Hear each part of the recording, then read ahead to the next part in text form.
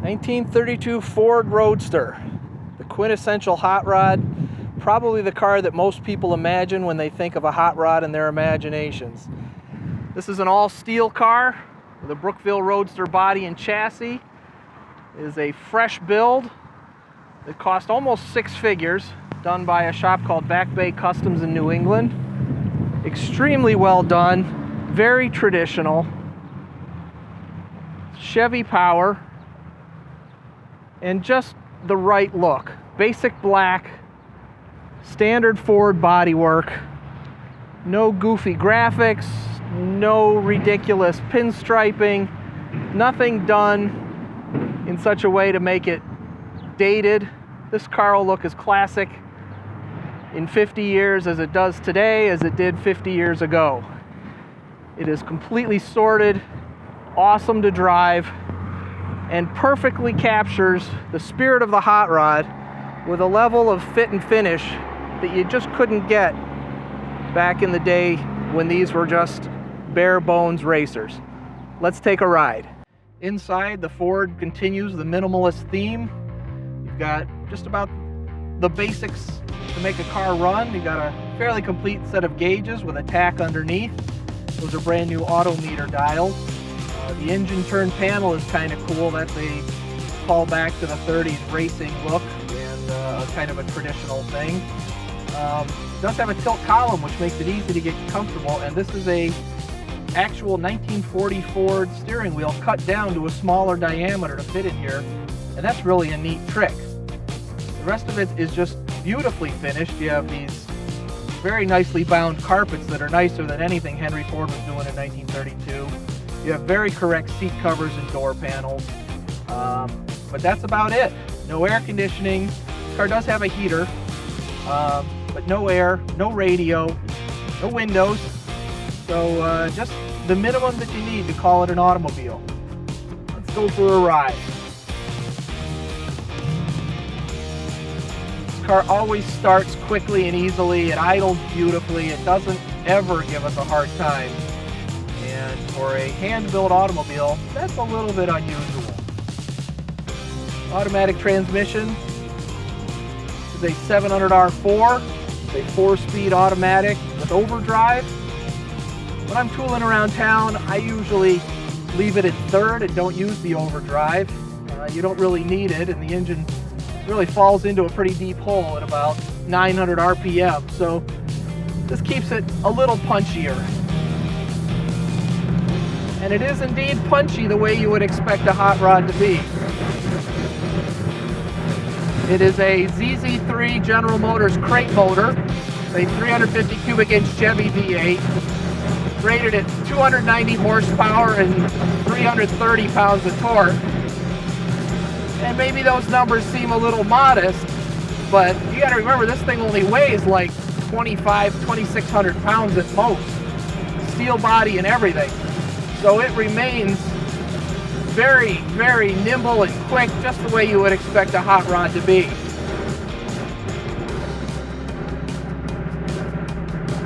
A lot of guys will put gigantic, overpowered motors with big cams and superchargers in their hot rods. And that's cool and all, but they don't really want to drive them after that. This one, it idles nice, it starts instant, it runs cool. Got plenty of oil pressure, and it really makes it a very usable package. If you watch our videos, you'll note that I focus on usability quite a bit. I like cars that work like cars. And while hot rods are a very individual thing, and you build them to taste, the most important thing is being able to get in and drive. And this sucker is dialed in right. Just burbling along here at about 1,600 RPM at 45 miles an hour. The exhaust has a nice V8 sound, but it's muted. It's not making your ears ring. There's not a lot of weather protection, and it's kind of breezy out here.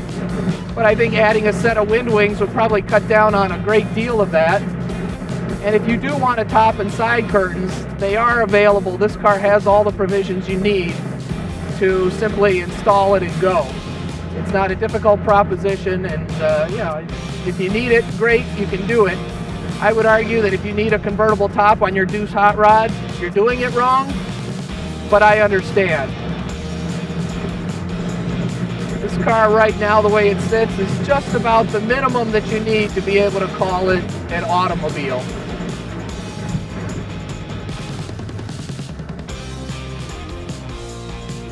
The car also has a Brookville steel body and a Brookville chassis, and they've sorted that out and got the combination dialed in.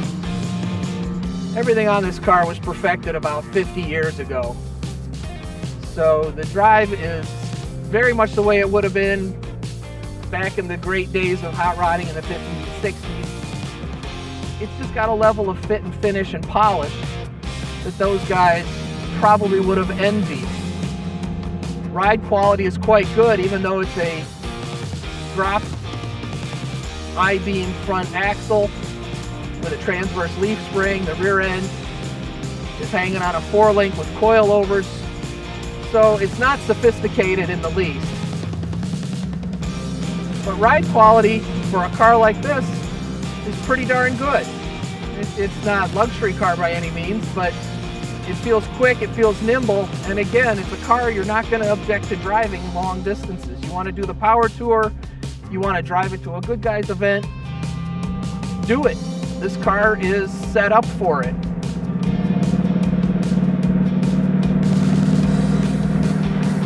It shows about 4,900 miles on it since it was built.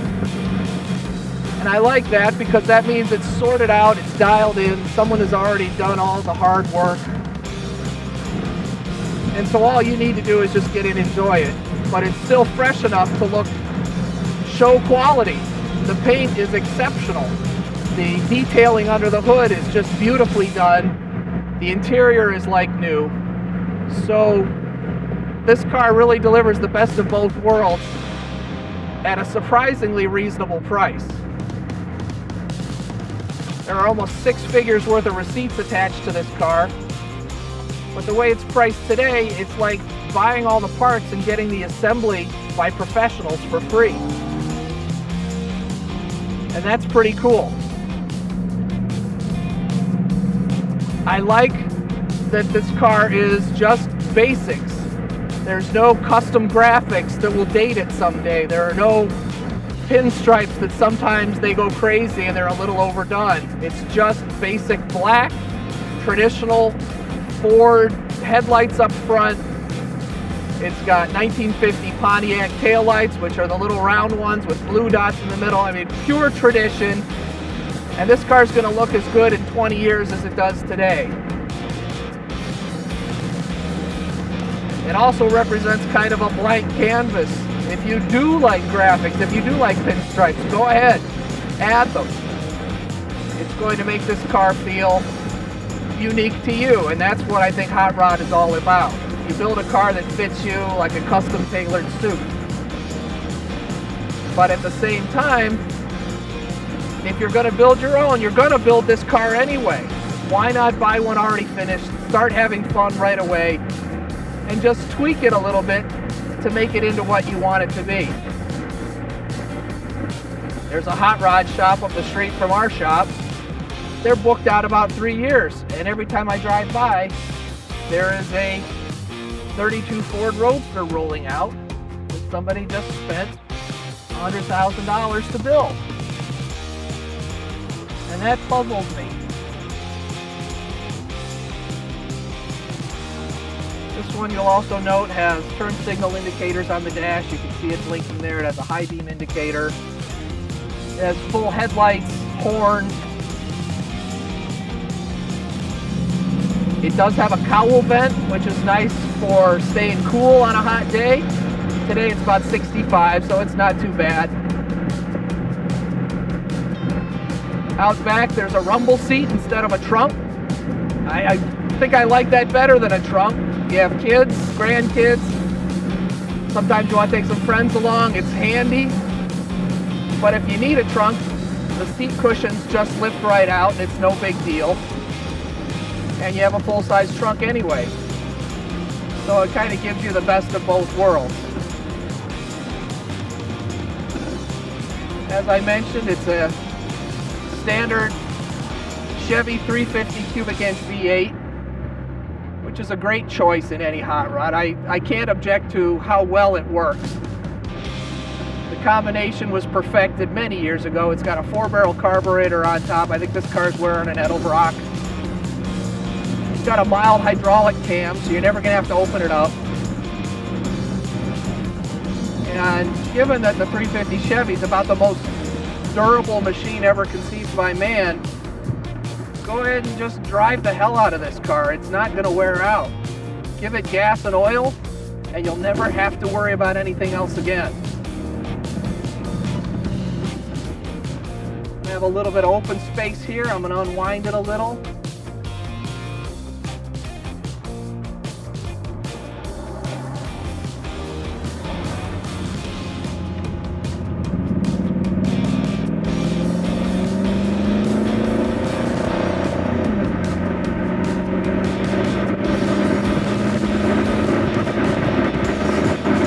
About 70 miles an hour there.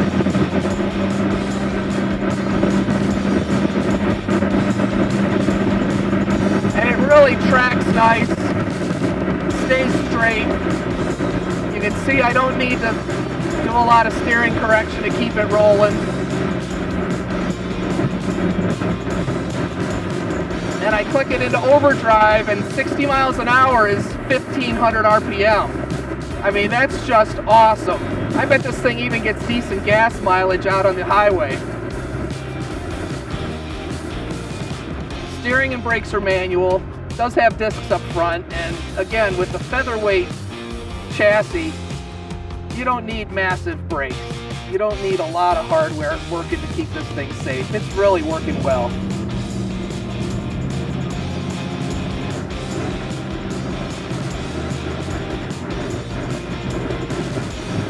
It's riding on a set of painted steel wheels with dog dish hubcaps and trim rings. A look I really like on these cars. I don't like big wheels. I don't like chrome or aluminum flashy stuff.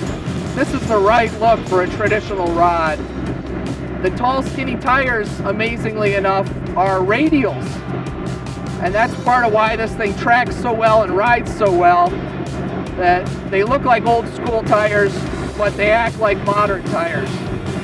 It also includes a set of red painted steel wheels with a set of wide whites. So if you want to have a traditional 50s look, you can bolt that on in about 15 minutes with no problems, and it completely transforms the car.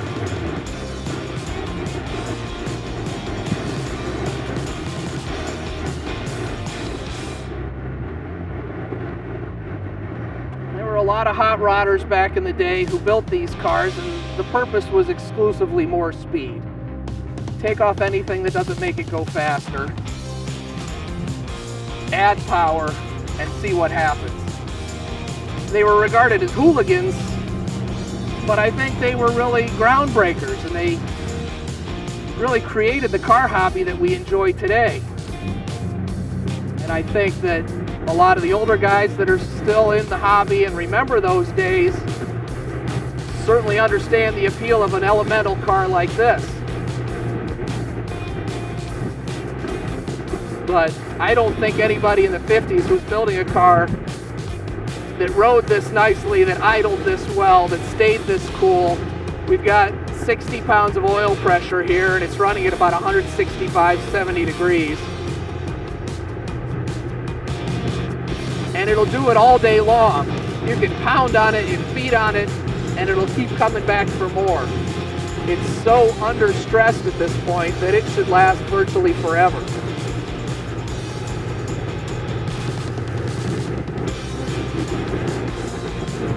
There's still a little bit of chrome on the car. Everything's black, but there are a few little chrome bits, and all of that's brand new reproduction stuff. I don't think there is anything other than maybe this steering wheel that is a used piece on this car.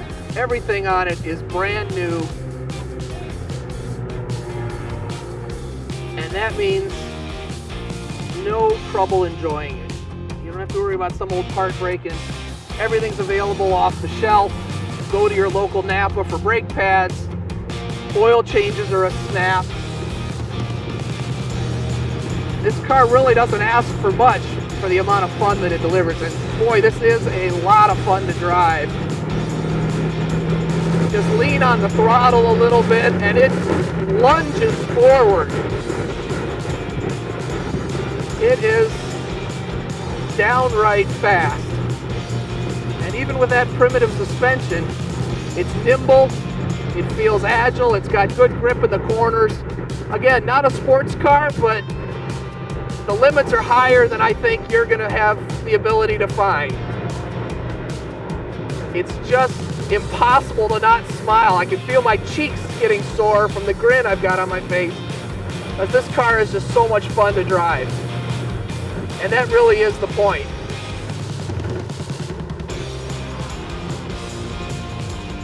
I'm going to pull in. I'm going to park it. That's the end of the ride. But we appreciate you coming with us, enjoying this neat little 32 Ford hot rod, and we'll see you next time. Thanks for watching.